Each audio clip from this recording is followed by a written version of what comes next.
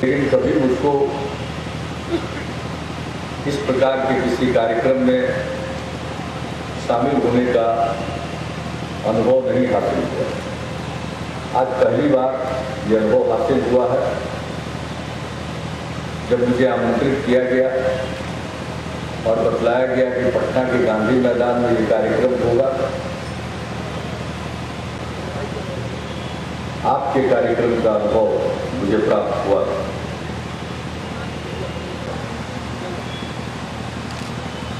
और अपना एक तरीका है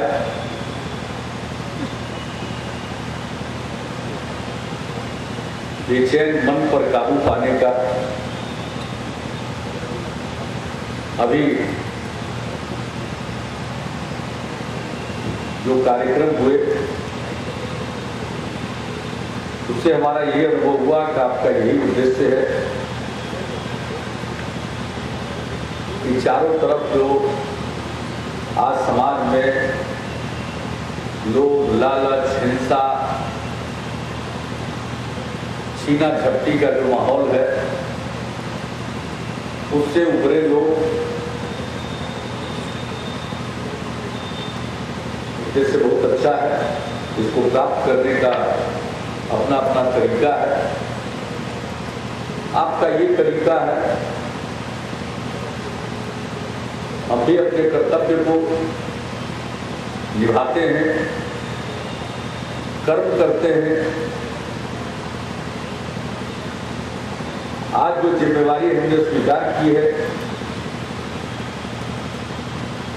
उसको ठीक ढंग से निभा पाए, उसी में अपना ध्यान केंद्रित करते हैं, उसी में ध्यान केंद्रित करते हैं। आप कहते हैं कि 1 घंटा समय दीजिए, अभी राजयोग का हम प्रशिक्षण लें, इसका अनुरोध करने वाले हैं।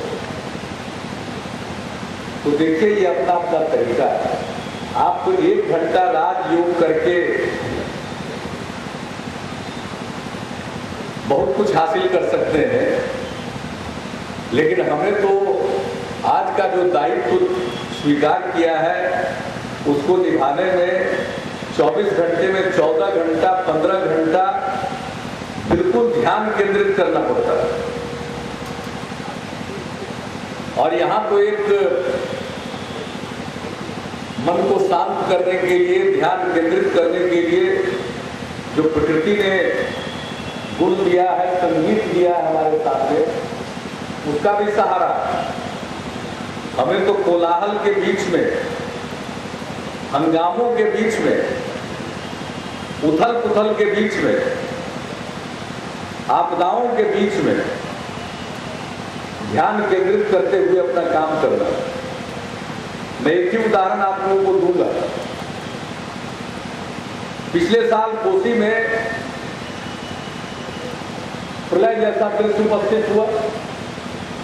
दुनिया भर से सहायता लोगों के लिए आई। देश में तो एक बहुत ही जबरदस्त माहौल बना।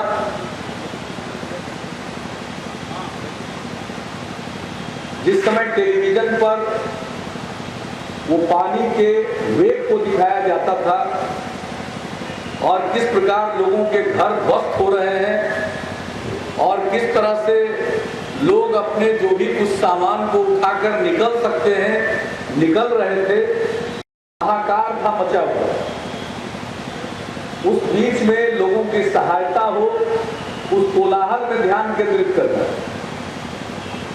उस कोलाहल में हम लोगों ने ध्यान केंद्रित किए, लोगों की कुछ सेवा कर पाए। तो कब आपदाओं के बीच में ध्यान केंद्रित करके अपना काम करना है तो हमको कर्म के जरिए अपने दायित्व को निभाते हैं। काम करो, जो काम मिला है उसमें आलस्य मत करो। काम के घंटे बढ़ सकते हैं और काम भी अलग अलग किस्म का है।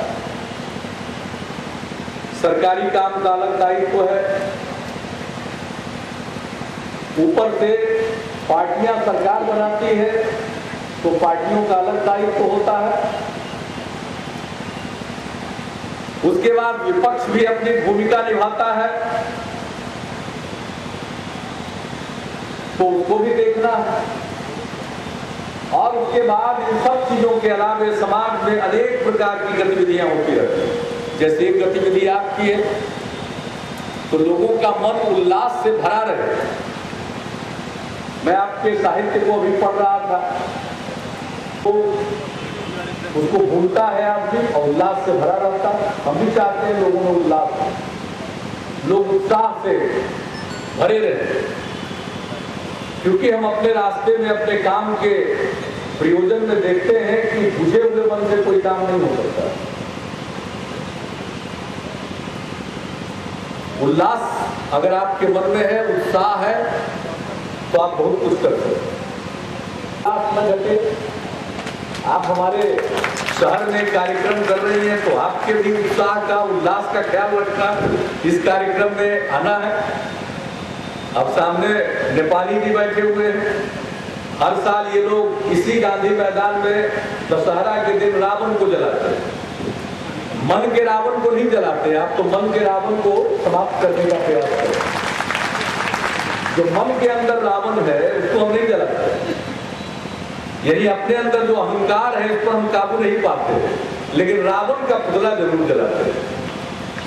अब भले ही उसको अटपटा लगता है कि ये पुतला जलाने से क्या होगा, इससे असत्य पर सत्य की विजय तो हो नहीं जाएगी, बुराइयों पर अच्छाइयों की जीत तो हो नहीं जाएगी। लेकिन अब चूंकि लाखों लोग उसको देखने आते हैं तो जब हमें बुलाया जाए तो हम नहीं आए तो लाखों लोगों को लगेगा कि अरे ये क्यों नहीं आया, तो उनके मन में कहीं ना कहीं कोई सवाल उत्पन्न होगा। तो रावण का पुतला जलता है तो उसको भी देखने पहुंच गए। तो लोगों के उल्लास का, उत्साह का भी ख्याल करना है। वैसे हम सबों को अपने अपने ढंग से सबकी सेवा करनी चाहिए। और हम भी क्या करते हैं, तो कई प्रकार के विवाद होते हैं, तो हम लोगों का दायित्व है मानव संसाधन का विकास, तो हम भी वही काम कर रहे हैं, आप भी वही काम कर रहे हैं। सबके काम करने का अलग अलग तरीका है। हाँ, समस्या कहाँ आती है, जब हम अपनी बात को दूसरों पर थोपते, टकराव वहां पैदा होता है, समस्या वहां आती है। तो अगर दुनिया को टकराव से बचाना है, समाज को टकराव से बचाना है, तो हम एक दूसरे पर अपनी बात न थोपें और हमें जो मार्ग उचित लगता है हम उसका अवलंबन करें और एक दूसरे का आदर करें। अगर इतना ही कर दें तो मैं तो समझता हूँ शासन के दायित्व को संभालता हूँ, लोगों की सेवा करता हूँ, इतना भी हो जाए तो पता नहीं कितनी समस्याओं का समाधान हो जाए। तो आप सब यहाँ पधारे हैं, लेकिन एक ऐसी अदृश्य शक्ति है जो सबका हिसाब रखती है। तो जब ये शरीर छूटेगा तो कहीं ना कहीं हिसाब देना है। सभी धर्म के लोग यही सिखाते हैं और हम लोग कहते हैं दूसरे का आदर करिए, अपनी बात न थोपिए, अपना पंथ न थोपिए, अपना राह मत थोपिए। सबके अपने अपने रास्ते हैं। अगर किसी ने इस धरती को बनाया है, कुदरत ने हम लोगों को बनाया है, तो सिर्फ हम ही को नहीं बनाया, सबको बनाया है। हम इसका ख्याल रखें। आपका ये आयोजन सफल हो। आप सब यहाँ पधारे। बिहार के लोगों, आप सब लोगों का हृदय से स्वागत करता हूँ, अभिनंदन करता हूँ। आप शांति का संदेश देते हैं और हमें शांति स्थापित करने का दायित्व जनता ने सौंपा। अगर दोनों मिलकर अपने अपने तरीके से काम करें तो बहुत सबका भला होगा। आप सबको बहुत धन्यवाद। धार्मिक समस्या है, आर्थिक समस्या है, कितनी भी समस्या है, इस समस्या का जड़ है मनुष्य के अंदर देहाभिमान, और उस अभिमान को अपमान के चक्कर में दूर करके उनके आत्माभिमानी बना करके उनसे ईश्वर से बुद्धि को जोड़ करके दूसरों के आत्मात्मक आदि को निमंत्रण देता हूँ। मैं उस दिन का इंतजार कर रहा हूँ। आपको बहुत करूँगी आकर दे बहुत दिल्ली जा रहे हैं कि आप लोग नहीं, उसको तो कवर करें यार। पीछे मैक थोड़ा नीचे कीजिए भाई। दिल्ली जाना गंगा रिवर बेसिन अथॉरिटी प्रधानमंत्री जी की अध्यक्षता में बनी है। उसकी पहली बैठक भाग लेने के लिए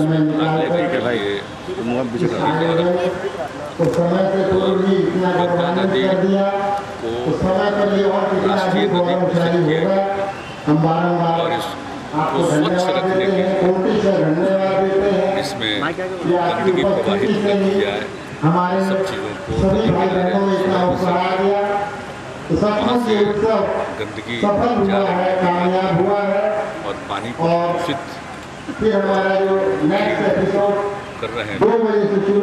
कैसे इसको रोका जाए, जाए कैसे इस पर नज़र रखी जाए, योजनाएं जो ली जाएं उसका ये सारे विषय बैठक में चर्चा होगी। ये बहुत ही महत्व का विषय है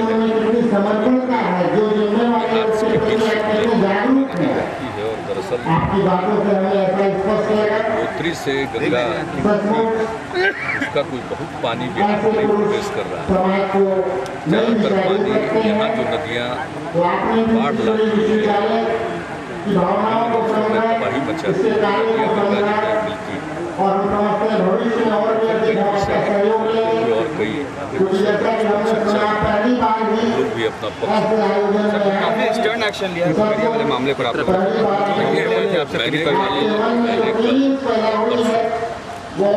भेजा था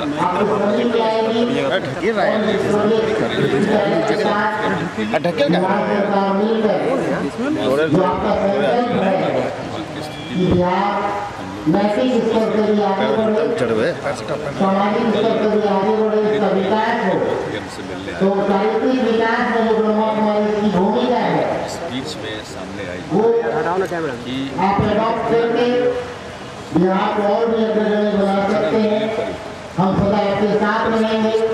जब भी आप हमें किसी सेवा पर अपने अभियान में शामिल करेंगे हम आपके साथ हैं। गाँव के लोग और भी ने ऐसा हमारी जो इतनी बड़ी रुहानी में रखी है तय करने के बाद वो इस घटना के इस बाद बिहार के और भी बॉडी को खुद उन्नति में इसको गौरवशाली बनाने में सदा आपका साथ है।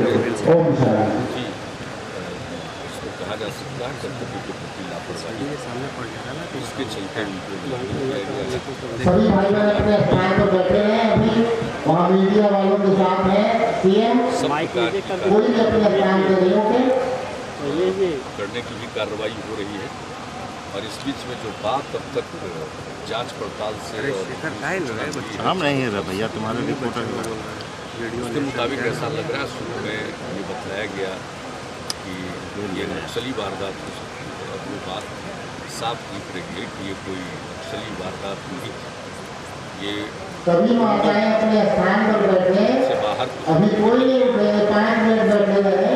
अपना एक आतंक 5 मिनट शांति से बैठे। क्या करने पर ऐसा प्रतीत हो रहा है कि किया गया है। डिटेल इन्वेस्टिगेशन हो रहा है। कोई दोषी बख्शा नहीं जाएगा, गिरफ्तारी होगी, लड़ाई से होगी गिरफ्तारी। और जो भूमि विवाद छेद कर दोगे मेरा तो वो भी कोई ऐसा विवाद नहीं। भूमि विवाद का मतलब कि दो पक्ष का दावा होता है। एक पक्ष जो पीड़ित पक्ष के लोग हैं उनकी ज़मीन थी, लेकिन कुछ लोगों ने वहाँ पर पर्चा वगैरह के लिए अप्लाई किया था। ये सब चीज़ों की जांच हुई और जब जांच पड़ताल हुआ, इनको नोटिस हुआ तो इन लोगों ने भी सब कुछ दिखा दिया कि केवाला इनका केवाला है, इनकी ज़मीन है। तो इसलिए कि किसी भूमि पर दो पक्ष का दावा यह विचित्र उभर कर नहीं आ रहा है। इसका साफ मतलब कि आतंक मचाने के लिए, कब्जा करने के लिए ये हत्याकांड किया गया है।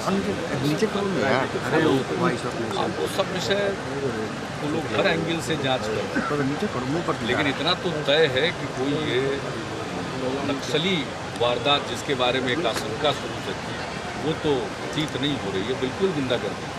आतंक मचाने के लिए किया है और ये नरसंहार किया है। कि दोषी बख्शे नहीं जाएंगे, न सिर्फ उनको पकड़ा जाएगा, जहाँ भी होंगे ढूंढ निकालेगी पुलिस।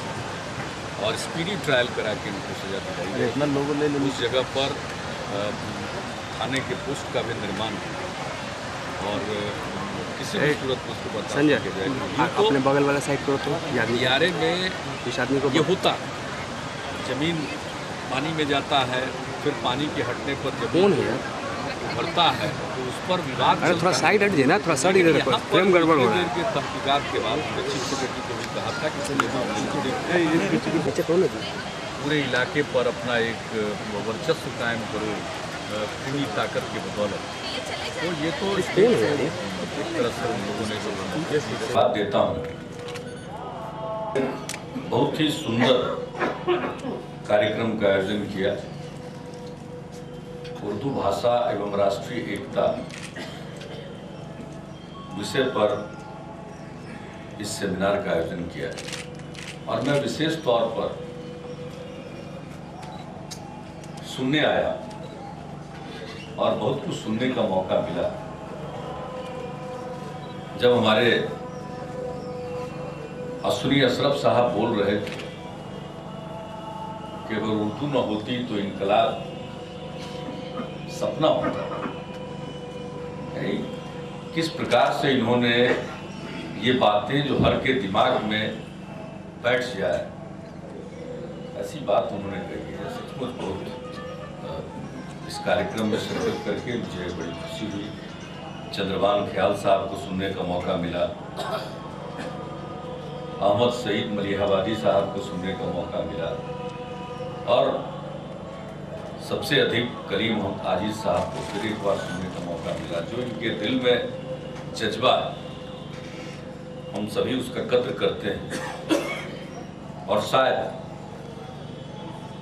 उनके सपनों के मुताबिक हम लोग बिल्कुल उतना बढ़िया काम न कर सके, लेकिन हम लोगों की कोशिश यही है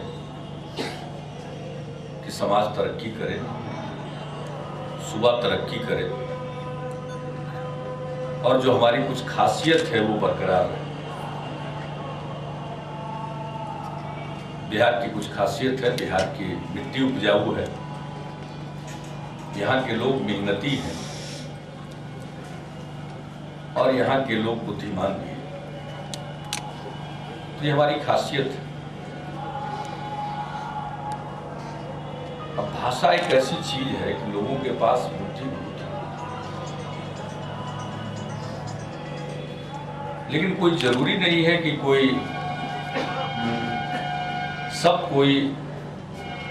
अंग्रेजी जाने और अंग्रेजी के माध्यम से वो पढ़ाई लिखाई करे, उसका कोई मतलब नहीं। अपनी भाषा में जिन बातों को लोग समझ सकते हैं उतना बेहतर ढंग से कोई बाहर की भाषा में नहीं समझ सकता। लोग एक से एक जानकार लोग हुए हैं और होते भी हैं, लेकिन अपनी भाषा की खासियत है और उर्दू हमारी अपनी भाषा है। इससे उर्दू का अगर बिहार में इसको द्वितीय राजभाषा बनाया गया तो कोई बड़ी खास बात नहीं, इसको बनना भी चाहिए। लेकिन ठीक कहा, मैं तो अहमद सईद मलिहाबादी साहब का शुक्रगुजार हूँ कि उन्होंने चलते चलते एक बड़ा सुंदर प्रोग्राम बना दिया। हम बराबर कलीम मोहम्मद आजिज साहब से कहते रहते हैं कि उर्दू के फैलाव के लिए, विकास के लिए आपकी जो परामर्शदात्री समिति है कोई हमको कार्य योजना बनाकर दे, एक्शन प्रोग्राम बनाकर दे, जिस पर हम अमल कराएं। लेकिन एक बड़ी साधारण ढंग से उन्होंने बात कही जो मेरे दिल में समा गई। हम हर जगह जब भी उर्दू के मीटिंग में जाते हैं तो कहते हैं कि भाई उर्दू सबको सिखाना चाहिए। इम्तियाज साहब से कितनी बार बात हुई हो, कई लोगों से बातचीत होती रहती है। ये बहुत अच्छा प्रोग्राम है, इस पर हम जरूर गौर करेंगे। वैसे हमारे यहाँ है अभी कि अगर 20 की संख्या में लोग कम से कम 10 कि अगर पढ़ने वाले हो तो हम इंतजाम कर देंगे। लेकिन ये एक अलग चीज, दुकान पहले खोलिए, हम बात दूसरी हमारे यहाँ ये है। लेकिन ये बात उससे ज्यादा अच्छी है कि भाई जो पढ़ना चाहे पढ़े, हम तो पढ़ने का इंतजाम उर्दू में कर देंगे। अब इससे भाषा फैल जाएगी, लोग देखा देखी और पढ़ेंगे, और इसका इंतजाम किया जा सकता है। जब से आपने ये बात कही और हमको ये बात जची, तब से मैं सोच रहा हूँ कि जरूर अगर कोई उर्दू पढ़ने वाला न हो तो उसको और कुछ पढ़ाने के लिए भी आना चाहिए। थी धरना देने की, जैसे लंदन के बारे में मशहूर है, हाइड पार्क के बारे में, कि जो भी भाषण देना सीखना चाहता है 5 आदमी के बीच खड़ा होकर भाषण देता रहता है और उसको एक मान्यता है। तो उनको बड़ा अच्छा लगता था। ये बेली रोड के किनारे लोग धरना सत्याग्रह कुछ करते रहते और सब आदमी भाषण देता रहता। अगर कोई काम न हो तो उसी इलाके में रहिए। उस तरह की बात सुनने को मिलती थी। खैर वो तो बाद में वो इलाका वहां से हट गया, पता नहीं क्या कुछ हुआ बीच में, तो उस इलाके से अब वो चीज नहीं है। लेकिन हमको उन दिनों बड़ा अच्छा लगता था। एक बार हम जा रहे थे, उस समय हम लगता है विधायक, और रिक्शा पर जा रहे थे, तो एक सरकारी कर्मचारियों का, खास करके लगता है उसको अभी तक हम भूलते नहीं, सप्लाई इंस्पेक्टर लोगों का कोई धरना था या एमओ लोगों का, मार्केटिंग ऑफिसर, और वो भाषण दिए जा रहा था। उसमें कह रहा था इनकलाब जिंदाबाद। मैंने कहा कि अब जब सप्लाई इंस्पेक्टर इनकलाब करेगा तो बिहार अब पीछे नहीं रह सकता। कभी कभी किसी को मालूम भी नहीं। तो हिंदी और उर्दू तो दोनों बहन है और एक दूसरे के साथ मिलकर के इसका विकास हो सकता है। और सबसे शुरू में कल्पना थी कि साहब हिंदी उर्दू सब मिलते मिलते हिंदुस्तानी हो, और दरअसल वही तो लोग समझते हैं, वही ज्यादा लोग समझते हैं। आम लोगों की जुबान वही है, आम लोगों की भाषा वही है, और हम लोग तो कितने उर्दू शब्दों का प्रयोग करते हैं। और जब इस प्रकार के सेमिनार में आते हैं तो पता चलता है कि ये तो उर्दू शब्द, कभी कभी असलम साहब बता देते हैं। और हमारे प्रिय हैं, अजीज हैं, हमारे साथी हैं, इसलिए थोड़ा बहुत मजाक करते हैं। लेकिन देख लीजिए इन दिनों राजनीति में बात कैसे घुमाई जाती है। मैंने संक्षेप पर इनकी आपत्ति की थी, संक्षेप शब्द के इस्तेमाल पर। इन्होंने मेरे मुंह में गैर जरूरी बात डाली। तब हमारे अपने जब इस प्रकार से मेरी बात को तोड़ मरोड़ सकते हैं तो हम किसी दूसरे पर क्या तो के साथ बैठकर बात करना पड़ेगा। और गिरीश शंकर जी इस बात की शुरुआत करते हैं अपने विभाग के जरिए, ये बहुत अच्छी बात है। और दूसरी बात है भाई, इसके लिए अब अपने यहाँ राजभाषा विभाग है, अब डायरेक्टर हमारे हैं, पता नहीं उनको कुछ आपने अधिकार दिया है कि नहीं दिया है। ये बात इधर उधर से हवा में तैर रही है कि उनको कुछ अधिकार ही नहीं है, कम अधिकार है, वो पूरा अधिकार दीजिए। और मेरे पास प्रस्ताव लाइए, जो लोग भी हैं और जिनको जिस काम में लगाया गया है वो अच्छे ढंग से काम हो, और मेरा तो पूरा समर्थन रहेगा। और सबसे बड़ी बात है, ऐसे कार्यक्रमों के जरिए लोगों का सोच बदलता है। एक अच्छी बातें सुनिए।